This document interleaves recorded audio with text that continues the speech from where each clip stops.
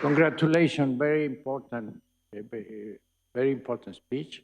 He put the real, very important problems of the relation with the health of the people, with the relation of the health of the planet, and with relation of the commercial problems. So please, it's open the discussion if you want to have intervention.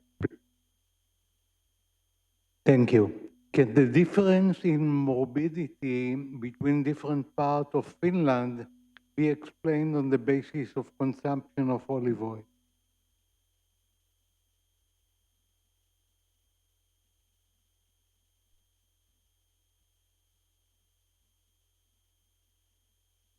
In fact, after that period in time, there was a great effort in Finland to replace butter with unsaturated oils. Now, it wasn't olive oil because they couldn't produce olive oil in Finland. They used mostly rapeseed oil, but butter consumption went down from about 20% of calories down to about 4% of calories.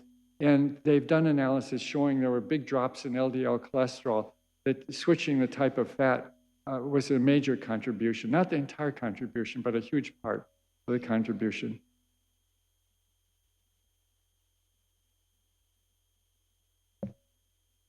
Thank you for the very inspiring questions in your presentation. One question that I've been struggling with is, as a scientist, you want to find the reasons, the mechanism for the action of olive oil within this diet patterns. On the other hand, I always ask the question, does it really matter? Where do you stand on that fence? Yes, that's a very good point, that we don't have to understand all the mechanisms necessarily to advance in public health and make recommendations.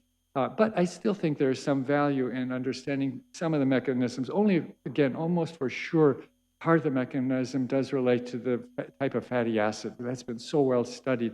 But the issue of minor constituents is important because if they're adding to the benefit, and we'll hear more about that, some types of olive oil have much higher concentrations of these minor constituents.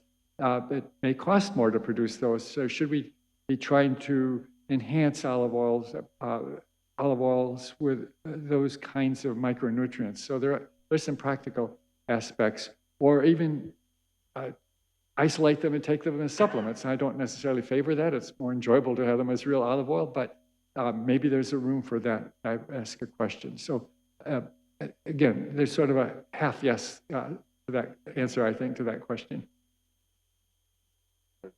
Thank you very much for the inspiring talk, indeed. One thing that I'd like to bring, and I'll discuss a little bit later in my presentation today, we have to think about interactions. I mean, you said it, we care about olive oil, but you know, we're going to the era of precision medicine. Olive oil has to do also with microbiome. The interactions, what you said about minor constituents is very important. So the whole idea, the whole concept is, in some people might be different because due to the microbiome, due to the other interactions. So I think we really need to take the field of Mediterranean diet to the next level, which is the translational epidemiology, that we will include some type of mechanism and also the possible interactions. And I think that's what we should really have to the conclusion of this meeting.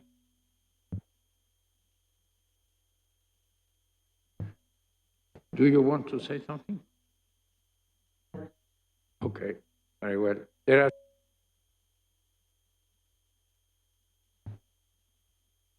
Thank you, fantastic talk. One question I had regarding the study, which is in the US cohort, and the relatively small differences with olive oil compared to some of the fats. Do you think part of that is because the total consumption variability within that population is small? I understood from that study that reading it, the intake, the actual consumption of olive oil is low compared to other countries. We compared equal consumption, even though the population as a whole, the differences in amounts are quite large, but we were comparing equal amounts of olive oil to equal amounts of other sources of fat in that analysis. Got that. I'm wondering if it makes a difference in where there are larger differences, whether you would see bigger differences in risk of disease? It's possible, even with these individuals, the consumption was often lower than in, say, Greece. And importantly, there's also the dimension of time, too, which is cardiovascular disease is a cumulative process that develops over decades of unhealthy diet, so maybe with more time. But I partly showed this for an example of this kind of comparison is important. We do see that high intake of polyunsaturated fats is quite healthy from these other fats too. So they are beneficial, and maybe the differences are modest. You can have two different oils that could be both beneficial. That seems to be what we're seeing, and there's some modest differences still between them. And I think you quite rightly point out that we can't be totally sure about that. And I would point out the other thing is we don't have detailed information about the type of olive oil people were consuming. It wasn't the super high polyphenol oils that were used in the Predimed study. Walter, and we can make an about